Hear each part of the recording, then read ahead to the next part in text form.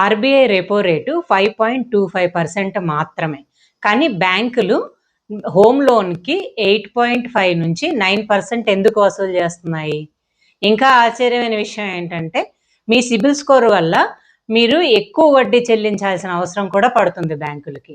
అదెలా అనేది నేను ఎక్స్‌ప్లెయిన్ చేస్తాను. ఇప్పుడు మీరు 50 లాక్స్ అమౌంట్‌ని 20 ఇయర్స్‌కి తీసుకున్నారనుకోండి.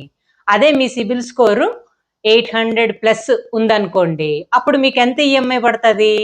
42,400 సంథింగ్ పడొచ్చు. అదే మీకప్పుడు ఇంట్రెస్ట్ ఎంత పే చేస్తారు బ్యాంకుకి?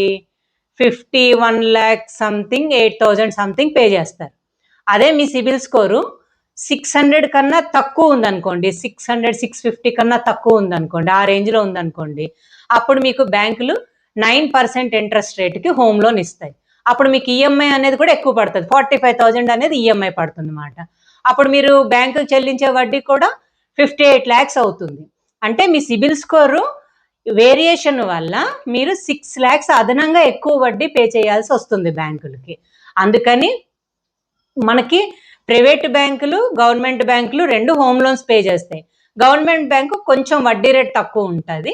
ప్రైవేట్ బ్యాంకులు అయితే ప్రాసెస్ అనేది స్పీడ్‌గా చేస్తాయి.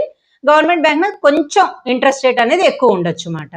అందువల్ల మీరు ఎప్పుడైనా ఇల్లు కొనే ముందు ఇల్లు రేటు పక్కన పెట్టండి. ముందు మీ సిబిల్ స్కోర్ ఇంప్రూవ్ చేసుకోవడం వల్ల మీకు ఇంట్రెస్ట్ రేట్ అనేది తక్కువ పడి మీరు లక్షల్లోని వడ్డీ చెల్లించేది తగ్గుతుంది మాట. అందువల్ల మీరు సిబిల్ స్కోర్ అనేది 750 పైన ఉండేటట్టు మేనేజ్ చేసుకోండి ఎప్పుడైనా కూడానా. మీ ఫ్రెండ్స్ కానీ, మీ ఫ్యామిలీ మెంబర్స్ కానీ ఎవరైనా హోమ్ లోన్ తీసుకోవాలి అని అనుకున్న వాళ్ళకి మా వీడియోని షేర్ చేయండి. మా వీడియోని లైక్ చేయండి, షేర్ చేయండి, సబ్స్క్రైబ్ చేయండి.